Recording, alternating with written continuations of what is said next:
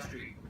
As Chief Executive Officer of the Frasers Hospitality Group, he has overall charge of the business performance of global expansion of a chain of hotels, services, hotel residences, and boutique hotels worldwide.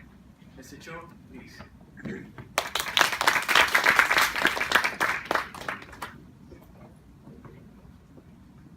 Permit me to share a story, is it okay? 20 years ago, 1996, I was happily working in Shangri-La Hotel. I was enjoying it. I mean, the corporate ladder because, it was a good 15 years in Shangri-La. And if you ever have a chance, make sure you are on scholarship because when a company pays so much for your education, they want to make full use of you. So that's what I did in Shang. It was very enjoyable, but I got a call. The headhunter said, Mr. Cho, F&N, I don't know whether you heard of F&N, Fraser. They're strong in drinks and seasons and all that, but they want to diversify because the margin on drinks is getting tighter. Competition really key. They want to start a hospitality business. Would you like to come? For some strange reason, I said yes. So I went 3 years ago, started the business, went, and the chairman met me, Dr. Michael Fong. He says, now that you're here, go start the business. And then I said, yes, but where's the team? You are it. And go make a lot of money. And then go make a lot of money was ringing in my head all the time. I said, why did I take the job, But that's 20 years ago. And, if anyone tells you it's easy to do business, don't believe them. All right? It only happens to smart people like England. Later you hear from him. He makes money sitting down. For the rest of us, we have to work really hard. So as I took the journey,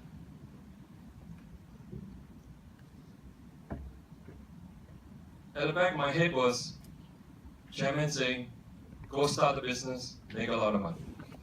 So I was sitting in my office alone. I didn't even have a secretary then. How, man, how? But I remember, and again, if a lot of people say doing business and entrepreneurship, just wing it, gut feel, be the macho man, just do what you do, don't even think. Again, maybe England, but I think it's a lot of hard work. It's a lot of hard work. And if you forget anything that I say this in my sharing, just remember these 7 steps, right? Because it's really what helped me through the journey this 20 years. First of all, just very, very quickly, is it's a blue ocean strategy. It's a strategy developed by 2 INSEAD professors. And basically what it says is it's a very, very tight market out there. But can you find a market that is not explored? Go into it. If there's enough space, go into it. Don't compete in the red ocean. Don't be trapped by the red ocean. All right? And so I get thinking of where's that blue ocean? And they mentioned about niche marketing, so we're on the same page.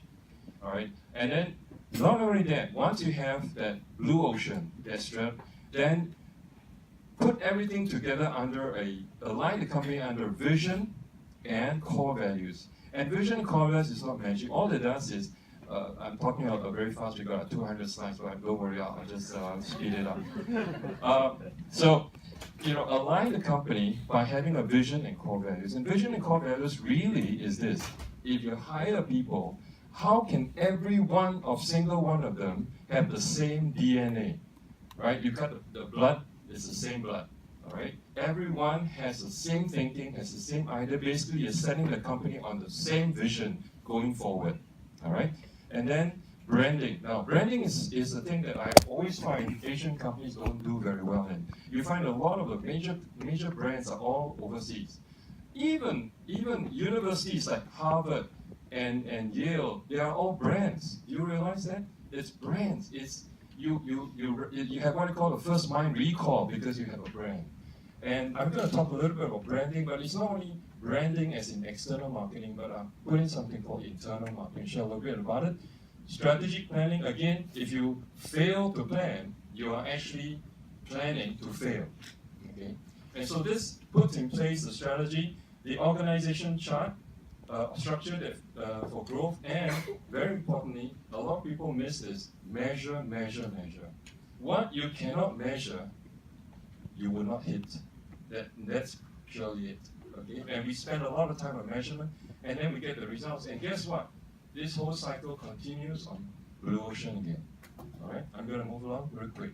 So, make money, you know. It was on my mind all the time. Sit down in my room. My goodness, where do I start? Singapore alone has 52,000 hotel rooms. How many brands are there? And my boss said, go start a business. Make a lot of money. So it was in my mind, oh dear, how do I start a business to compete in this great ocean? I had to make sure that there was big enough captive market and an unexplored market, a market gap that nobody has done, and have a brand differentiation, just like Dave said.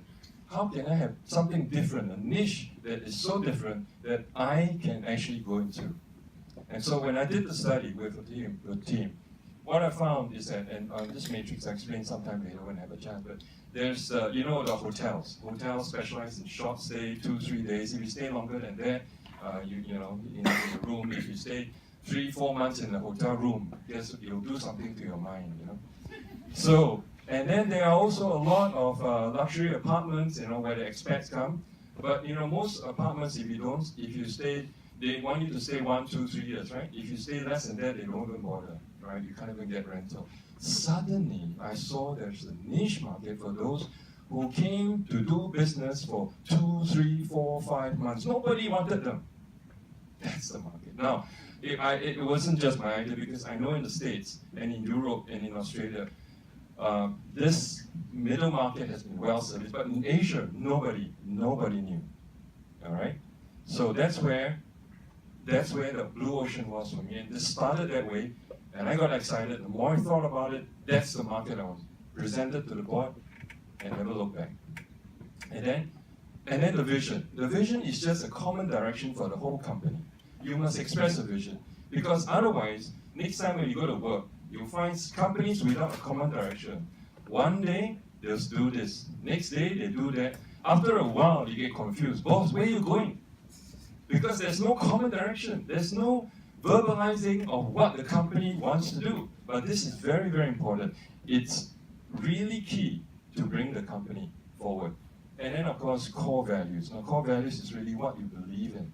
Right? So when you hire someone, and it doesn't fall into your core values, you find that the person might not move as fast, and you know, you might be running 100 miles and you look behind, nobody's following you. And that's when the staff might not share the same values. So core values are very important. And then once you have the vision and core values, you hire the people, right? People are very important, all right? And that's when I come to branding. But branding starts with internal marketing. People are very important. When you are able to get people in your company to think like they own the business, that's the success factor, because you don't have to look over them, you don't have to brief over them. In fact, many times I get calls at night, you know, from my team, and I say, are you still in the office? Go home. You know, they are always, you know, but they are 100 miles an hour, they're on their own. And that's when you get the people who believe in a company. Right? And in Fraser, we believe that people makes the difference. And it's really important. How do you get the team to work with you? Once you have the internal marketing, then, only then, you do the external marketing.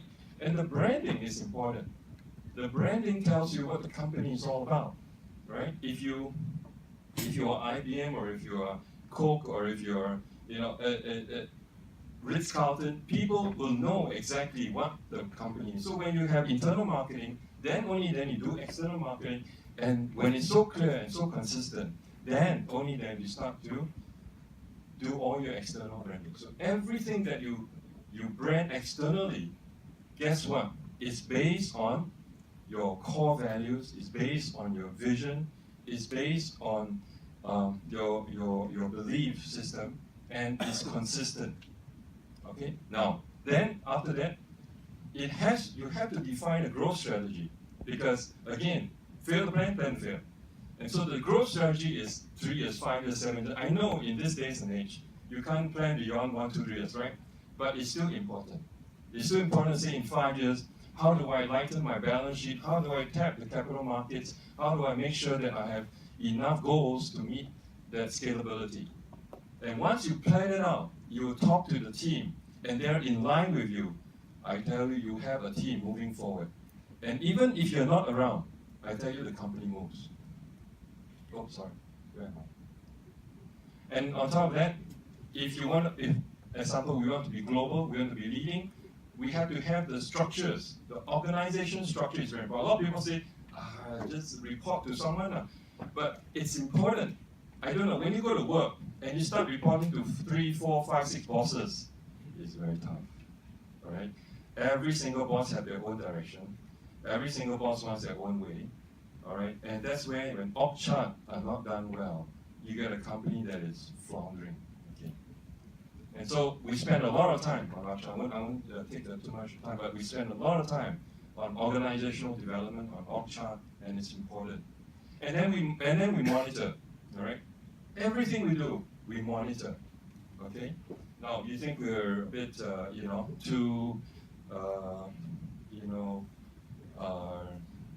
what's that word, overemphasizing it, but it's important. Whatever you don't measure, you don't even know whether you hit it or not. And this is very important. And we use balanced scorecard.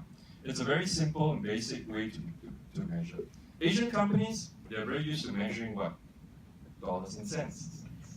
So when you eat, you breathe, you live, you wake up, you think dollars. That's very natural for us. The whole brain concept in MTI did a study on all our politicians. Many of them found that they're very left brain. What's left brain? Very analytical, very structural. Not many are right brain. You need the whole brain. You need the balance. Okay? So financial scorecard is important, but we also need to measure customer scorecard. Why? It's the customer that gives us the money.